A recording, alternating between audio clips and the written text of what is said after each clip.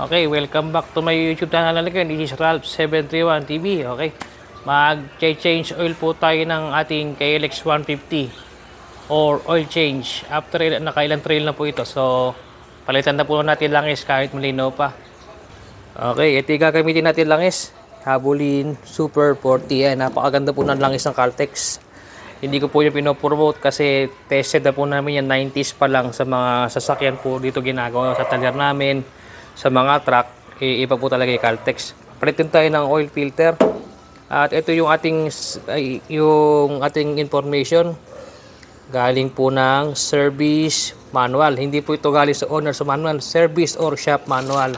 Wala po nito yung mga owner. Sa mga shop lang po binibigay ito.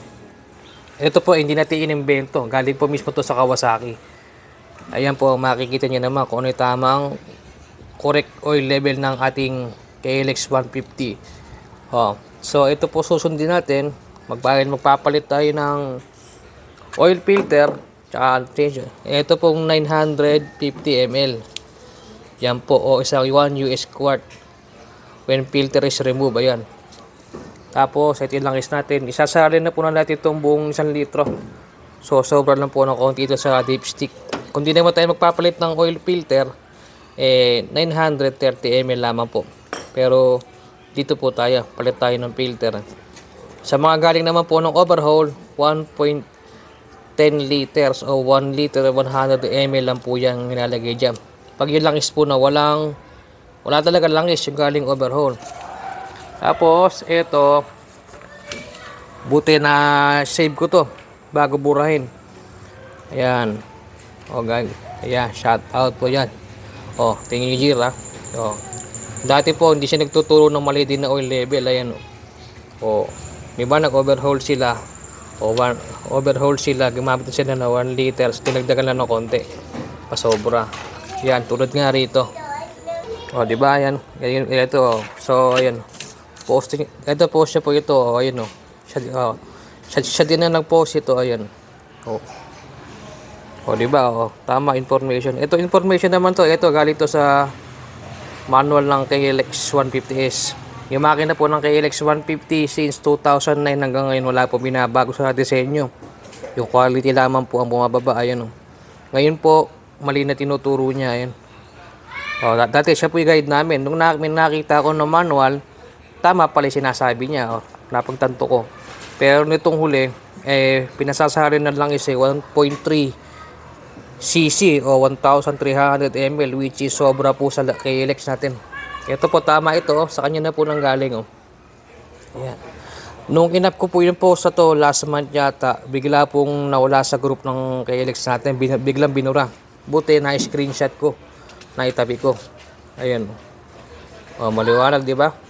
Ito yung sa service manual. Ayan. KLX 150 tsaka 140. Parehas lang po ang engine oil level niyan. So, ito po yung ating KLX. Yan po yung ating KLX. At magde-drain po tayo ngayon ng langis. Ang gamit ko po yung drain plug yung pang CT100 na badya dahil may magnet po yan. Okay, magde-drain muna ako. Ito, 1 litro lang din langis ito. Ito, na-drain na rin po ito. Ayan, Pag-drain lang po ngayon. Sasarado. Ayan, nakailan trail, Naubos ba? Hindi. Hindi ba yun? Hindi naubos. Sinong mekaniko wala pa ako nakita ng mekaniko, manufacturer na nagsuggest na damihan mo yung langis mo. Para pag nagbawas ng konti, sakto. Hindi. Nag-aral din po ako mekaniko. May certification ako. Graduate ako ng automotive. Wala pong tinuturo na ganyan na dadamihan may langis. Always sinasabi ng mga mekaniko, mga 4 wheels, motorcycle, truck, ang bago ka magbiyahe, i-check mo lagi yung dipstick kung nasa tamang oil level, di ba? Pag nagbabawas yung ng langis yung makina mo, ibig sabihin, may problema. Kumakain ng langis, di ba? Ano problema pag kumakain ng langis, di ba? May problema, valve seal, o kaya piston ring, malaki na gap, o kaya gas yung block. Yun ang po pinagmumulan yan. Kaya always bago bumiyahe, bago mag-ride, natin yung dipstick kung nasa maximum level. May makina mo, hindi basta-basta magbabawas yan. Magbawas mang konti lang. Pero pag malakas magbawas, At basa itong tambucho mo, pag ginanya mo lang yung hindi uling, malangis, ibig sabihin, kumakain na langis yung makina mo. Kahit sa 4 wheels, hindi mo pwede sobrahan ng langis, hindi bumaga naman yung mga oil seal mo, di ba? Kailangan po, tama lang, hindi pwede kulang, hindi pwede sobra, tama lang. Kaya nga may dipstick, di ba? Maghanap kayo sa manual na may sinasabing, sobrahan yung langis bago kayo magbiyahe. Kahit sa Google, wala yan. Ayan, nabuksan na po natin yung drain plug, ayan. Papatik-tikin na natin ng konti. Ayan, nilagyan ko ng karton kasi tatamaan po yung skid plate. Ayan, o. O, 1 liter lang po yan, o. Ilang beses nagtetrail yan, o. Naubos ba? Di ba? Hindi. Kaya hindi lahat, totoo. Ito, o. Di ba? Magbawas man yan, konting-konti lang. Ito, walang problema yung makina. Kasi kung may problema yan, umuusok sa di ba? Ubos yan, ha. Okay, habang nagde-drain tayo, paliwanag ko muna. Ito yung gagamitin natin. Ito yung dipstick talaga ng KLX na original. So, pag nasa gitang X po yan, ay yan yung tinasabi nilang full level. Yung pinakatamang level yan. May vlog din akong yung sa comparison ng dipstick nun. Ilalabas din natin yan. Yung makina po niya, parehas lang po. Pinakulay dipstick nun. Ayan, mamaya. Mamaya tayo magsusukat ulit pagka nasa lane na po langis. Ayan po langis natin. Okay, alisin natin yung oil filter. Alam nyo, yung iba kaya nakakaputol po ng bolt dito. Pag hinigpitin nila, sobra-sobra. Yan. Alisin natin yung oil filter.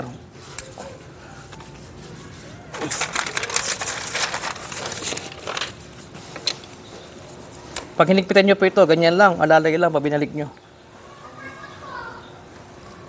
Tsaka hindi nyo po kailangan ng talaga ng pandikit pag binalik nyo. Dati naman walang tagas. Ito pong o-ring ito, buto bili ko kay KLX ko. Hindi po ako nagpapalit. Naku, teka. Matapon. Okay, luwagan na natin. Sinahuran ko na ha. Yan. Madudumihan yung skid plate natin. Oh. Alis yan din yan. Alis yan din.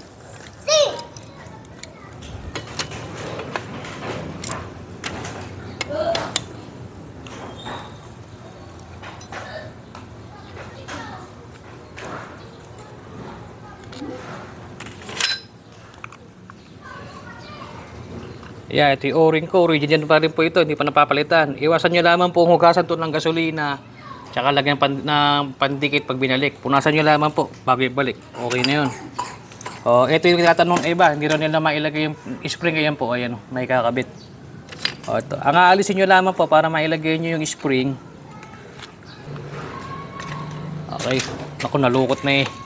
Ayan. Nalukot na yung ating oil filter. Ayan. Kaya maganda. Monthly magpapalit. May nakalagay na yero dito yan eh.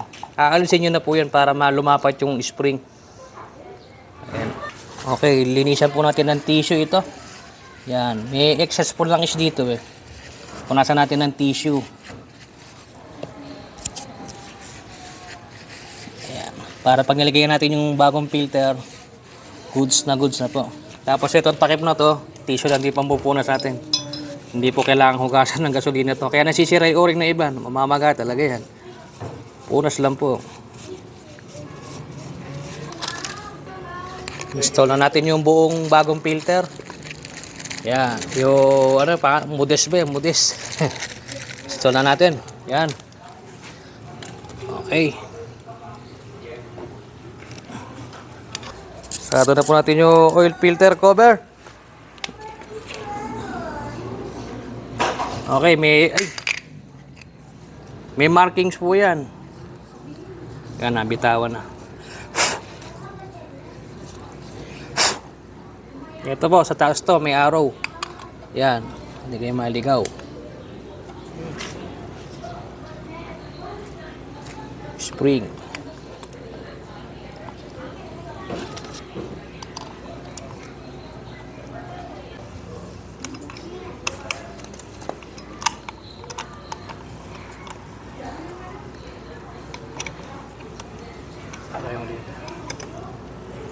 Kaya bitawan mo.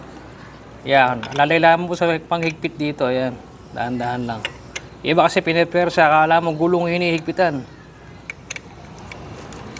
Ayan o. Pulso lang po. Power lang ng pulso. O, okay na. Okay na po no. Ayan, hindi pa rin natatapos yung tumutulo. So, ano sinasabi na nauubos na yung 1 liter eh. Hindi naman, 1 litro yan. Oh, hindi naman nauubos. Ayan o, napakadami oh. Oh, iba makapambash lang eh. Oh, ayan oh. Mema lang oh. Iba takot man lang sa inyong kamay eh. Oh, ayan. Okay, habang hinihintay natin mga tik-tik yung langis ditong tumutulo ay hindi pa tapos eh. Dito na po tayo magre-reading ng langis dito sa isang KLX namin. Ayan. Okay, diretso natin. 1 liter po langis ito. Kasama may palit ng oil filter. Ayan po, sakto. Sakto sa gitnang X sa maximum level. Ayan. So, sa nagsasabi sa amin na mali tinuturo namin, hindi. Yung galing na information na hawak namin, galing na po sa Kawasaki service manual. Yung kung ano yung sinasabi ng manual, tugma po rito sa dipstick. Hindi ko lang makita yung old post ng dipstick eh, yung pagbasa sa level. Itong gitnang X to, yan yung pinaka maximum level. Pag sa babang X, yun yung low level. Pag tumaas dito, medyo sobra ng konti langis. Ayan. Isali na po natin yung langis, medyo dumidilim na. Pasado alas 5 na kasi, ayan, malaking bagay rin yung turotot ng mga bata, laruan. At tabi ko, ito yung langis natin. Habulin, 40, hindi ko po pinopromote to kasi, pero maganda itong gamitin. Yan, walang problema kung 20 yan, basta mahalaga 40 yung dulo. Marami din nakakaalam dito, kapag cold start lang gumagana na to, kung 5, 10, 15, 20 dito. Pag normal temp, 40 na po gumagana dyan. Okay, buksan natin. Medyo mahalan to lang isa to. May mas mura dito yung kulay green. Always check nyo pa nag-change kayo yung 4-stroke. Yan, may 40. Ibig sabihin niya pang motorcycle, 4-stroke motorcycle engine oil.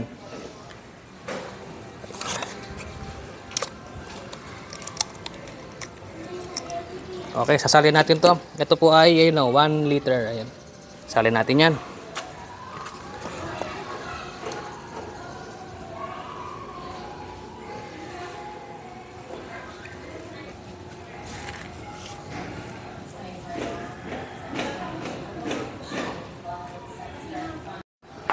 Okay, basahin natin dipstick.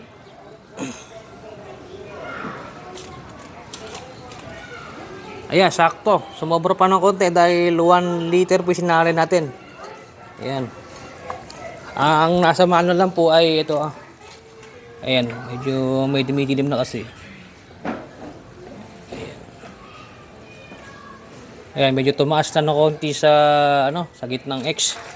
Sa manual kasi, ang sinabi ho rito, pag nagpalit ka ng when filter is removed 950 ml. So sinalin natin ay 1 liter. So sobra po talaga ng konti sa gitnang X.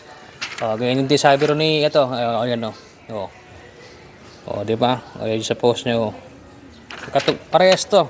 Tsaka sa post niya ayan sabi rin, pag nagpalit ka ng oil filter 950 ml ayan when filter replace. So ayan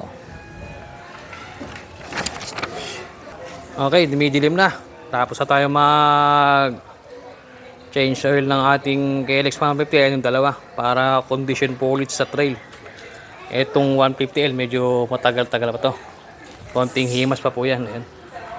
Okay. Okay, hanggang dito na lang po ating vlog. At maraming salamat po sa mga hindi pa po nakasubscribe. Pakiclick naman po ang subscribe button at ang notification bell.